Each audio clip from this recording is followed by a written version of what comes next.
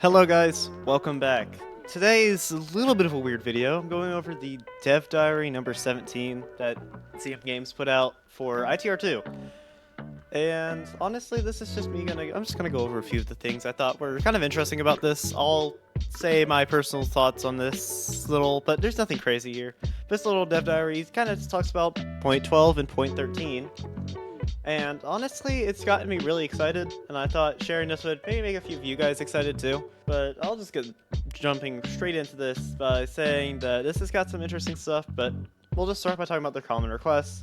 Teleport movement, they basically said despite like a low amount of people, like a really low amount of people using it, they do want to add it, but it's not high priority. So chest rig customization, they don't know how to add it. I'll be completely honest, I want this.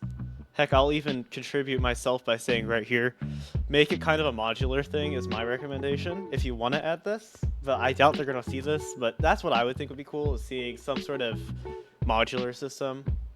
I don't know why I'm putting my input on this, but this is cool. They're saying common requests. I think this is a request that I haven't even said in my videos that I think is so good to have, especially for a weird person like me in this game where I shoot shotguns and stuff left-handed and then pistols right-handed. It's kind of weird for me, so I hope they add something like this in the future, if not just mod it in. But they also said dress knives finally.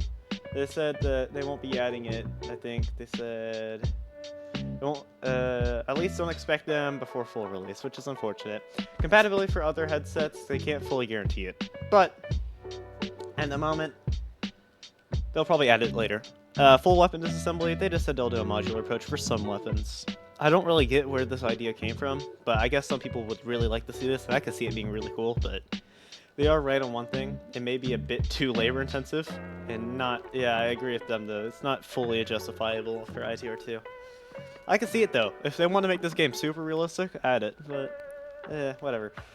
I'm trying to read this and also comment. I don't know why I'm doing that, but whatever. And then performance issues. What do I have to say more than I really hope they fix some of it, because it's bad. It's really bad. So, and yeah, let's go over what they say will be in point 12. They said they're going to add 2 new weapons. I'm really excited. I can only imagine what they are. I really hope one of them is a TT-33. Or maybe we should start getting some 7.62, what was it, 61? Whichever one the Mosin was on. I like the Mosin a lot. I hope they add that back. And then just a couple variations for each. They'll add their first iteration of wear and recovery. This is pretty big. Through basic cleaning for all weapons. We haven't had durability yet. I think this is their first attempt to do it. Their first attempt for hunger was, I think, point 11. And it's actually not that bad, so I think they're going to do fine. They also said they're going to add some more armor stuff to the system, which will have ballistic helmets, and they said unlike ITR1, which only had one protection option, ITR2 will have multiple. That's really all I got to say there. I hope they're all really cool. I hope a few of them got special things, but the thing I saw here that was interesting was attachments. I hope they're cool, but well, we'll see. I think this is going to be a really cool idea, though. I know it was in the first game, and it's honestly not that bad, but maybe it gets better in the second game. Just like a lot of the things, actually. I think the attachment system in the second game is way better than the first game. Personally, I can annoy some people there, but I think the second game's really good and has a lot of potential already. And then they'll add a spatial mechanic, which is called a distortion zone. They're basically turning it into adding those gas areas from the first game back, and they'll allow you to enter a special gear, so like gas masks and stuff, and this one just talks about those gas masks that the committee will be providing, because who wouldn't? They'll also be, this is the best part that I've seen in this portion, besides the new gun announcement. Additionally, we will be introducing a new enemy type in several variations, and that it is one of the enemies. It's a redesigned version of one of the enemies from the first game, and that it's not the slider. So all the enemies in the first game, the ones we're missing at the moment, besides the BTR, is they also said it's not, we have enough late game, so it's probably not a BTR. I would say it's gonna be a fragment, seeker, or phantom. In my opinion, I think it's a fragment, and I'll show you why in a second. They're gonna rebalance the order of enemies, which I like. I always like seeing them try balancing things, because, you know, it gives insightful feedback on what the heck will happen. And then they're saying, like, they'll be, like, improving things and then optimizing, and you know, balancing and all that. All that goodies is this last portion, so I don't need to worry about saying anything. What's next is the part that I find interesting. They say in parallel, preparing update point 12, they're working on the next main location, and they hope to have it in point 13, which is aiming to release at spring next year, which is really close actually. I'm hoping that this will make the game even more addicting. So I'm excited to see how this goes.